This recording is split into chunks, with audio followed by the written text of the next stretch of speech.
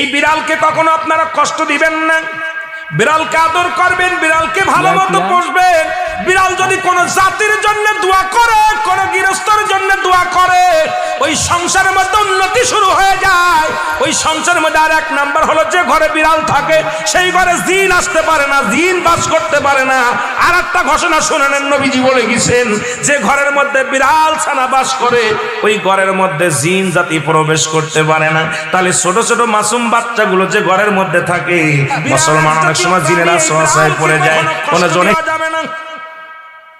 একবার রাসূলের জামানায় শুনে নেন, একজন বিধহীন মহিলা একটা বিড়ালকে ধরে আটকায় রাখলেন, তাকে খাবার বন্ধ করে দিলেন, ছুটকা হয়ে মারা গেলেন, অনেক কষ্ট দিয়ে মারা গেলেন।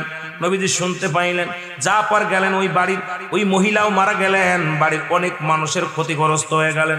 এরপরে নবীজি বললেন, বিলালের অভিশাপ